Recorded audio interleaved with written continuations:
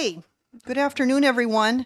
Seeing as though we are exactly 10 minutes after the House session ended today completely, so unanimous consents included, we are going to begin. I do want to be sure we're streaming on YouTube. I have YouTube open at this point. So once I see that. Good afternoon, everyone. All right, that sounds good. 10 minutes after. There you go. All right. Thank you. Okay, good afternoon, everyone. We're going to open this work session of Division 3 in House Finance on Senate Bill 118. For the record, my name is Representative Maureen Mooney. I'm the Vice Chair of Division 3. Our Chairman, Representative Jess Edwards, could not be here today. Also want to make mention that we have no LBA today. They are all consumed with the Senate. And though they made every effort to have Mr. Ripple come or a replacement, they weren't able to swing that. So we are without an LBA today. So you may recall why we're here. We met 2 days ago in a work session in Division 3 on Senate Bill 118, which is, of course, recorded on YouTube. And at the end of that work session, it was suggested that we meet again as a work session after session today, May 22nd. So Chairman Edwards made that happen. He made that announcement that we would have a work session continued today, May 22nd after session, and thus here we are.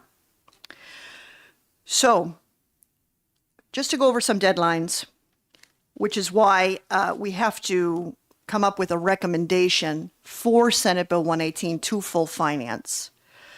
The last day to report on all remaining Senate bills is May 29th. That's next Thursday. Full finance will meet again this coming Wednesday, May 28th in the morning. And then, of course, the last day to act on Senate bills is June 5th. So we're up against some deadlines. We do need to come to some sort of conclusion on Senate Bill 118 in terms of what we will recommend to full finance next Wednesday, May 28th. Our options today are we can recommend it ought to pass, which is just as it is. And this bill has a very interesting history. It started in the Senate, introduced as just one sentence. Then it was amended in the Senate to include Hampstead Hospital and contractual agreements and things of that nature.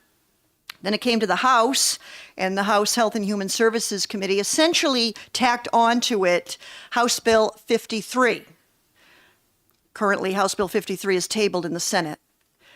But House Bill 53, the amendment on Senate Bill 118, is to essentially grow cannabis personal use for therapeutic purposes.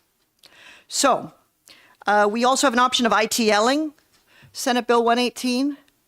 We could retain it, which is an option only in the first year of a House session. And then, of course, we could amend it and then send it back to the Senate that way. Okay. Anything from our committee members today? And also want to, of course, welcome our Vice Chair of Full Finance, Dan McGuire, who is going to sit in for Jess Edwards today. Anything from Division 3 members? Okay. Anything from our audience before we start hashing out our options on what to do on Senate Bill 118? Did anybody have any questions that Dr. Henn needed to answer? I watched, thank you for, Madam Chair. I watched the video, and the little question I had was on the $160,000 for the employees. I heard the word bonuses, and so I was wondering about that. It's not like performance bonus, probably, right? It's Yeah. some other kind of bonus. Yeah, great question. So Marissa Henn, Deputy Commissioner at DHHS. You've all probably heard this history before, but just as a reminder, so Hampstead Hospital, which is our one and only psychiatric hospital for children in the state of New Hampshire, has gone through a number of transitions in the last few years. It was a private for-profit hospital where kids receive care. The state bought it in 2022. We had a private vendor in place for about 2 years. And part of the way during a difficult post-COVID labor market that vendor attracted staff was by paying bonuses. So hold on to that fact. That vendor left at the end of their contract, and we brought in Dartmouth Health to assist us, so that employees actually became state employees for a period of about 6 or 9 months. So they moved over from the private vendor to state, and Dartmouth Health came on to help out with the clinical part. So that's chapter 2. And then chapter 3 is now Dartmouth Health is running the whole thing, and we are leasing it to them for 7 years. So in a very short period of time, we've had these multiple transitions. As part of the chapter 2 of taking over from the private vendor that was delivering services, we committed that those employees who briefly became state employees, that we would honor their 1-year bonuses. And the reason was that staffing is hard everywhere. It's really hard in psychiatric facilities. And so to avoid an emergency department worsening of the emergency department boarding crisis for children, we said, okay, we'll do that. So all of those folks, while they were state employees for a period of about 9 months, when they came up on their 1 year, they got a couple $1,000s. There were 4 employees who, when Dartmouth Health took over in this current state, chapter 3, 4 or 5 employees were going to miss the chance to get that bonus honored. So basically, one of the things Senator Birdsell offered is, let's try to fight to make you whole. You've worked hard. You've served kids who are vulnerable. So really, it's a relatively small number of people, but it was important to them, knowing the legislature was fighting for them. It helped them feel seen as they've stayed on through this complex time. So that's the bonuses, and then the other part of so that's, I think, roughly 6,000 of it. Most of the 160,000 is accrued time that, again, through no fault of their own, but because they transitioned from being state temporary employees to being Dartmouth employees a few months ago, have lost, they accrued time and have never been paid out for it. So that is a long-winded answer, but it's hard to explain in a more concise way. Thank you. Any further questions for Dr. Henn or clarifications? Okay. Thank you very much. All right. To start the conversation on the recommendation of this bill, I do have an amendment that perhaps we could review and discuss. Thanks.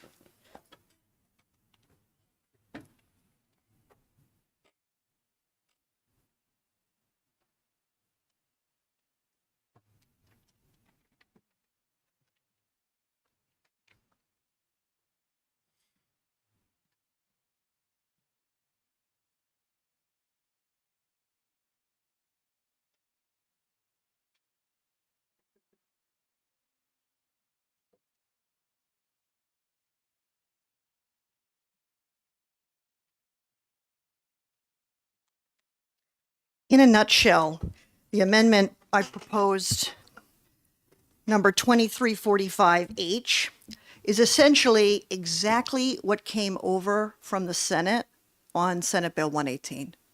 So we are retaining sections 1, the original introduced Senate Bill 118, section 2, section 3, section 4, section 5. Section 6 and everything after that in the House version would be deleted. All of that, it would be what is essentially House Bill 53, the cannabis home growth for therapeutic purposes. So we're keeping the increase for personal items, keeping the bonuses, the accrual, the establishing of the fund, putting the revenue in current fiscal year to put into that fund, and then putting the account in the proper treasury section of dedicated funds. So again, essentially what came over from Senate Bill 118 on the Senate side. My thoughts on the bill, and I'll give you some reasons. Let's talk about reasons. It was said in our work session 2 days ago that home growth of cannabis for therapeutic use is problematic. And I think we see that again this session. What I mean by problematic is getting through to a signature on a governor's desk. We saw that with House Bill 53, tabled in the Senate. My suspicion is that Governor Ayotte will veto Senate Bill 118 as it is presented to us today with this House amendment. Therefore, we would be losing some major sections that actually I would go so far as to say we are all in agreement of, and that is sections 1 through 5. So we can either roll the dice and say, well, let's, just pass it all through and lose those sections, or we can adopt the amendment and I think increase our chances of having it signed and before that agreed upon by the Senate. So that is a primary reason for my amendment today. Any further thoughts? Representative Stringham. Yeah, I think it's a reasonable proposal that you put forward together. I certainly could support the original bill because of the strong bipartisan support for what is attached. But if this is what emerged from this committee, I would also support this bill as amended back to the Senate version, which I believe it means it would go immediately to the governor and highly likely to be signed. So. Okay. Representative Tularsky. Thank you very much, Madam Chair. Well, I understand what you're trying to do. I do question this committee's role in doing that. I do question what, as a second committee, we are tasked with looking at the finances of a bill. And I don't believe our role is to undo what the first committee did, particularly when it was such a large vote, and I believe on the consent calendar. So I just personally feel uncomfortable with a complete undo of what the House voted on a few months ago. Representative Nelevenko, and then Yeah, the Representative only comment that McGuire. I would make on that was on a standalone basis without having it piggybacked. Each of those was, the cannabis addition to this, you're correct, was voted on the House, but as a standalone. So I have some problem with piggybacking things. Well, sorry, I didn't mean to interrupt you. Continue. That's a Well, I guess I would disagree because the House Health and Human Services Committee amended this bill and it came before the House for a vote where any member had the opportunity to remove it from consent and no one did. And there was no floor debate. We approved it unanimously. This bill that's before us unanimously a couple weeks ago. Representative McGuire. Thanks. Yeah, I don't feel so constrained about what we do here being strictly about finance, in the sense that certainly we want to see legislation we pass and you become into law at the end of the day. So strategy type of stuff, I think, is fair game. But I personally do like the bill without the amendment. And I'll talk about House Bill 53, two items here. One is House Bill 53, which was the home grow stuff, went to the Senate, and they had a vote on House Bill 53. Their committee was ITL, but that vote was 12-12. So they are very close on either way on passing that, right?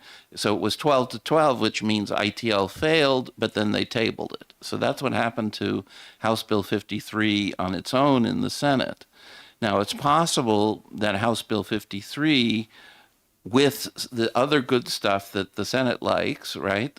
Maybe that would be enough to get one of the 12 to go make it 13-11 or whatever. So I wouldn't mind taking another shot at it, kind of in the Senate. The other one thing I want to say about home grow, and this is maybe it's somewhat off topic, but the first time when I moved to New Hampshire 20 years ago, I remember a case that came up in court. I think it was from Barnstead, where there was a guy growing cannabis at home for his own use, and when some police helicopter spotted it, and then he was arrested and went to trial, and at the trial his defense was that it was for religious purposes, that he was a Rastafarian, and this was a sacrament, and that's why he was growing it.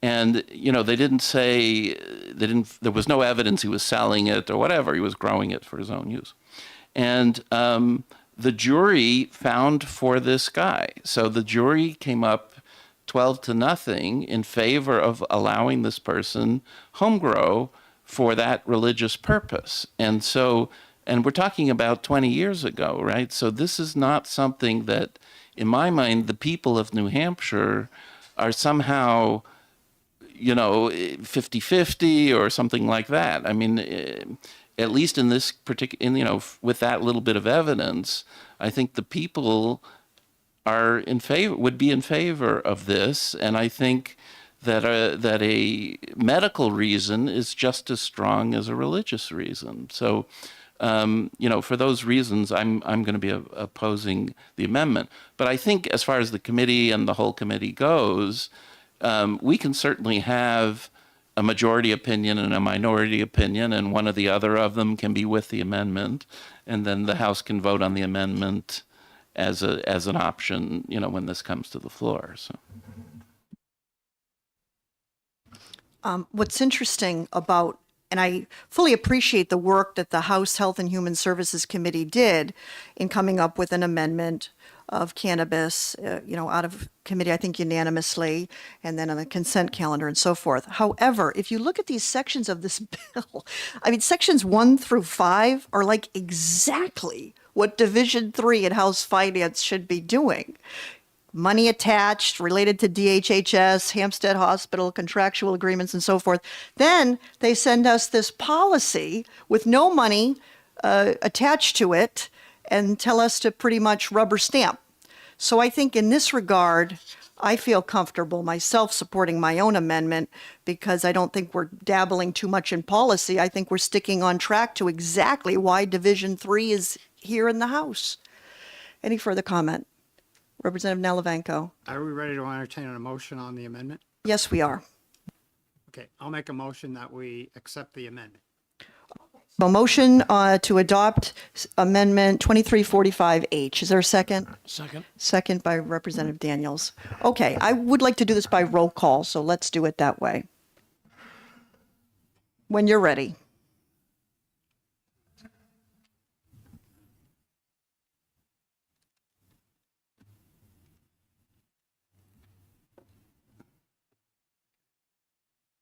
Mooney. I'll give you the benefit of the Priest. Second. Representative Priest. No. Representative Wallner. Representative Stringham. No. Representative Tolerski. No. Clerk votes yay. Representative Seaworth. No. Representative Daniels. Yes. Representative Mooney. Yes. Representative McGuire. No.